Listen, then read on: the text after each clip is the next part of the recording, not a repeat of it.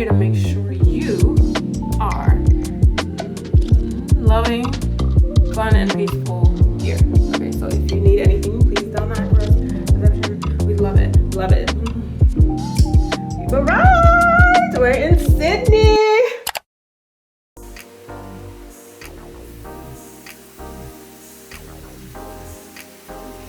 Good morning, guys. So I made it to Australia after 2 days in transit. Actually, 2.5 days, because this trip was close to 32 hours, guys.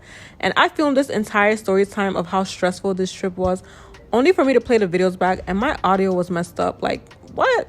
This was the most stressful flight. So my initial flight, I was supposed to fly from Nigeria to Qatar and then Melbourne to Sydney. Apparently, there aren't any direct flights from Qatar to Sydney, and that's just weird. But Qatar Airways had changed my flight 2 weeks before my flight, and I was going to transit through Hong Kong instead of Melbourne and then fly to Sydney directly from Hong Kong. So I get to the airport on the day of my flight, and I'm at the ticketing counter, you guys, and this lady snatched my flight reservations and my passport up so quickly. And she looked up at me and she was like, "You're transiting through Hong Kong?" And I'm looking at her like, "Yes. Why are you asking me? Like, you guys changed my flight, so yes." And she was like, "Well, do you have a transit visa?" And I'm looking at her like, "A transit visa? Like, what are you talking about?" And she said, "Yes, you can't transit through Hong Kong without a transit visa." And I'm here looking at her and she's looking at me, and I'm like, "Well, why didn't you guys tell me that? How am I supposed to know that? I don't know why you guys even changed my flight in the first place." So I'm like, okay, how am I supposed to get a transit visa, when my flight is in 3 hours? There's absolutely no way I'm missing my flight. So she pointed me to this office upstairs across the airport, and she told me to go file a complaint. Y'all, I was so red in the face. File a complaint, ma'am? She wanted to fight me, for real. She wanted to fight. Also, I forgot to add that they changed my flight time twice. I was actually supposed to leave the evening before, but they moved it to the next afternoon. So I'm here mad as hell, and I'm on the phone popping off. I don't even know who I was popping off to, but I finally got into the little office, and then I told them what my situation was. I probably shed a little tear or two, I don't know. And then the lady behind the desk asked me, what I wanted to do. And I told her like, yo, I don't know. She told me to come up here, file a complaint. I need my flight changed. Like, what's up? And so she redirected my flight back to Melbourne, back to what it was the first time. And I'm like, what was the reason? Like, why did y'all even change my flight in the first place? What was the reason? I had a reason. What was the reason? What was the reason? I just explained the reason. What was the reason, bitch? Anyway, I was super happy because I was going to Australia. So I am on the flight. And then when we landed in Doha, I'm out here rushing to get to my next gate because I was thinking that my flight was for that same night. And this was my mistake because, guys, you see them 24-hour clocks? That shit is confusing, okay? I was thinking that my flight was for that evening at 6 p.m., only for me to get to my gate and I find out that my flight is indeed not for that evening. It was for the next evening. So that meant I had a 12-hour layover in Qatar. Like, I was so gagged. I was like, what the hell am I going to be doing in this airport for half a day? So I was like, you know what? It is what it is. I went into one of the restroom stalls, and I brushed my teeth because I felt so yucky. Then I found one of those quiet rooms and I stayed in there watching the time go by so slowly. I slept. I woke up. I slept on the chair. I slept on the floor. Then I got up. I went out, walked around for a bit, ate. I didn't know how I made it through those 12 gruesome long hours, but I did. And finally I boarded my flight to Melbourne. So like an hour into the flight, I'm looking at my tickets and I spot a little discrepancy. Qatar Airways had put me on a flight leaving to Sydney for 12 p.m. the next afternoon, even though my flight was going to land at 4 p.m. So this was a 13-hour flight. By the time I would land, I would have missed my flight to Sydney by 4 hours. So instead of me sleeping and resting and taking a break from this nightmare of a trip, I had to buy airplane Wi-Fi, and I am here going back and forth with Qatar Airways. I'm also going back and forth with the travel agency that books my tickets and stuff. 6 hours. 6 hours is what I spent going back and forth with these people. In the end, they did apologize for their mistake and they booked me on a different flight. So anyway, if you are wondering why I'm in Australia, this was a brand trip / work trip. I had a team dinner scheduled last night actually, but I had to miss it because Obviously, I was late. I landed at 7 p.m. The team dinner was at 7 p.m. I landed around 7 p.m. I actually got to my hotel almost 8 p.m. and I was too tired to even get ready and go. So I just ended up crashing. But everything was good. I got to my hotel room and the brand left me this cute little package in my room. They left me some sample supplements and my activewear and a little note on the door, which was so cute. So I was headed to the Australian Fitness Expo with this team and I'm just getting ready.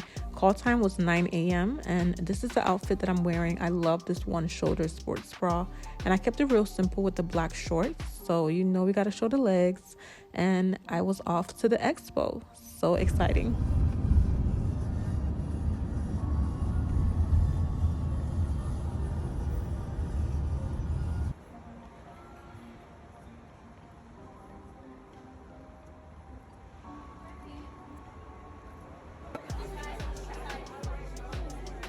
So we got our passes at the venue and then we went in and walked to our brand's booth, Honest Health. I was really nervous because this is my first ever expo experience, but I was really excited. I just love being in the fitness space. We did a lot of meet and greets, took a lot of pictures. We also handed out samples for the brand and we also tried a lot of samples as well. I've never drank this much BCAAs in my life, but just ended up meeting a lot of great people and making a lot of different connections, and it was just so much fun. But I was super tired. I had the worst jet lag, but it was really fun and I had the most exciting experience.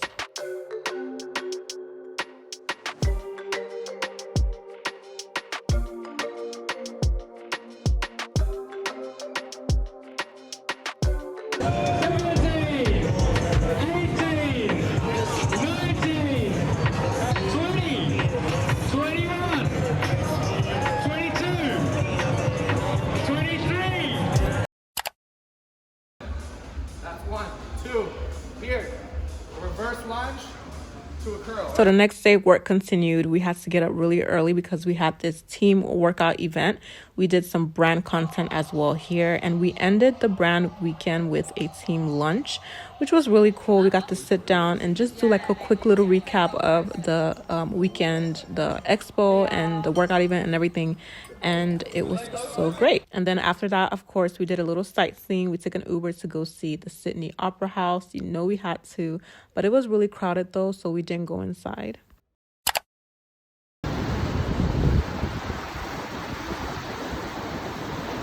The next day, I went to Bondi Beach with my photographer and we shot some content. The beach was so beautiful, by the way.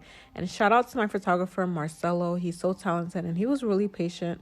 He picked me up from my hotel and we went out together, and he got me coffee too because the weather was so cold. I was freezing my ass off and he would wait for me to warm myself up before we continued the shoot. And it's crazy because it wasn't even winter yet and I'm so used to hot weather 24/7. And also, guys, I lost a lot of the footage from this trip. I almost didn't even post this video because I felt like it was so incomplete, but I was like, you know what, I'll just use what I have and I'll just make it.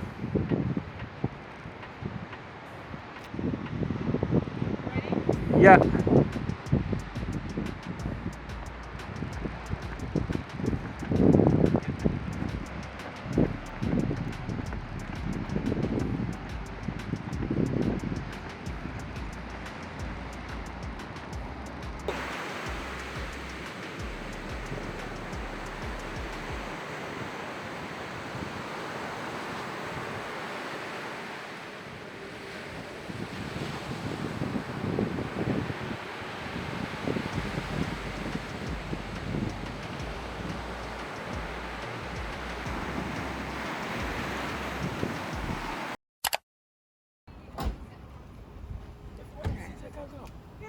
It's okay?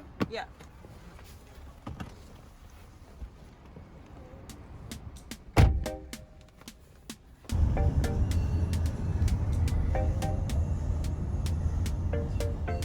Okay guys, so for the second half of my trip, I am on my way to catch an hour flight to Adelaide, which was like another city. I had some work to do with Riderwear. That's where their HQ was, and I was going to be shooting some campaigns for some of their latest activewear.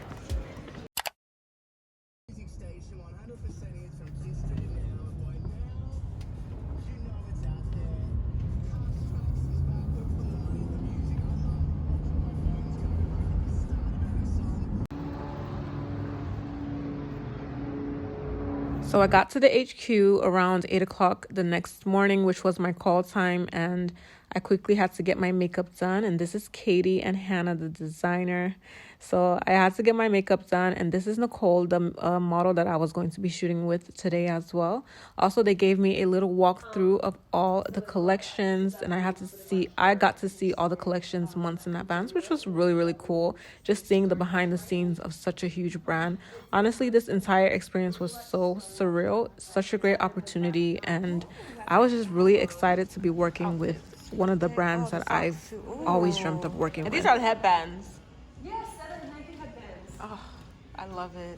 I'm excited. I haven't.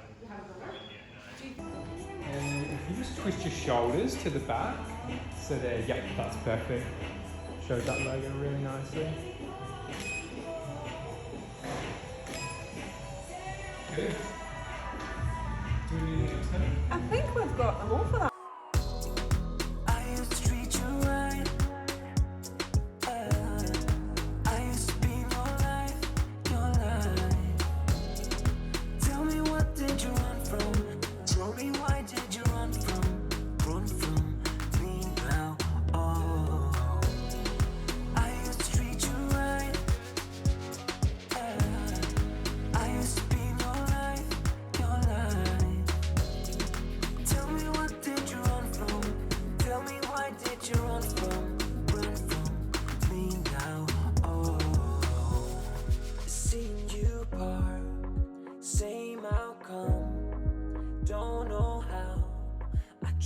You wrong, maybe that's it. Treated you poorly, made you great coffee, hid you from the cops. It used to make you call, kissing and massage. It stays like these that make me wanna go and try things. Passing up the sea.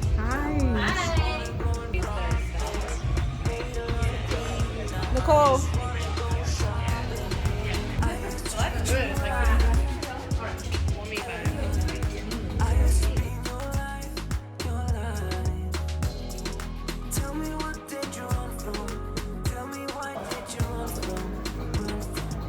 Go Nicole.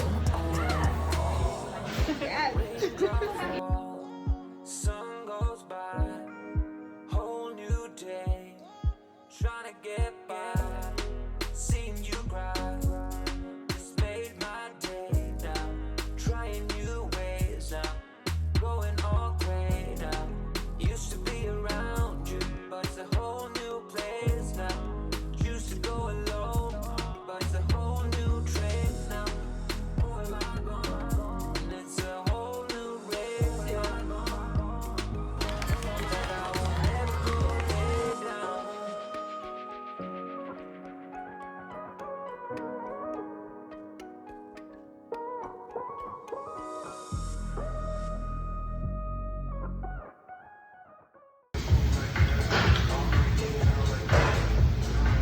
It's a wrap. So yes, guys, after all of my shoots, I was in Australia for about another week. I was in Australia for about 2 weeks. Like I told you guys before, I lost a lot of my footage.